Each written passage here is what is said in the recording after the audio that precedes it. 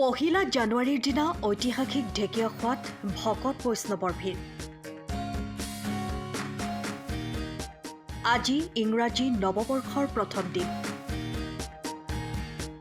ৰাজ্যৰ বনভোজস্থলীৰ সমান্তৰালকৈ মঠ মন্দিৰ নামঘৰ দেৱাল আদিতো পুৱাৰে পৰা ভক্তৰ ভিৰ পৰিলক্ষিত হৈছে।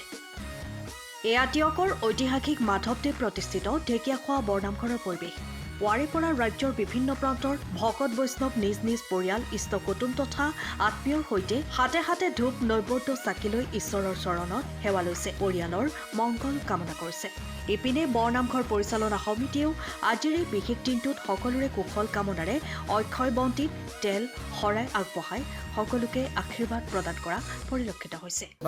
আজি 2025 বৰ্ষৰ যি আমাৰ আজি প্ৰথম দিন, এই প্ৰথম দিনটো আমি ঢেকীয়াখোৱা বৰনামঘৰৰ মহাপুৰুষ জনাই জ্বলাই থৈ যোৱা যি অক্ষয় বন্তি, এই বন্তিটোৰ অভাৱৰ আমি সকলোকে আশীৰ্বাদ প্ৰদান কৰি সকলো মংগলে থাকক, সকলো কুশলে থাকক। এইখিনিতে আমি সম্মানিত মাধ্যম, পুলিচ প্ৰশাসন, জিলা প্ৰশাসন, অসমৰ মাননীয় মুখ্যমন্ত্ৰীকে প্ৰমুখ কৰি তেখেতৰ মন্ত্ৰীসভাৰ সদস্যসকল, সাংসদসকল সকলোকে আমি আশীৰ্বাদ প্ৰদান কৰিছোঁ। আমাৰ দেশখন খুব সুন্দৰকৈ তেখেতসকলে কাম কৰি আছে আৰু কাম কৰি যাবৰ বাবে আমি আশীৰ্বাদ কৰিলোঁ।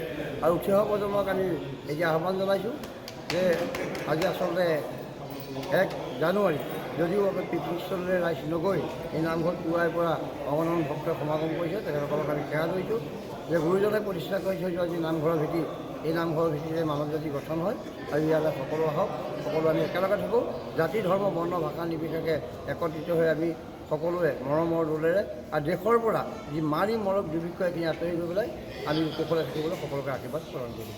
টিয়কৰ পৰা বিৰাজ Bora report, time of Assam. সময়ৰ খবৰ সময়ত পাবলৈ ফ'ল' কৰক টাইম অফ আছাম।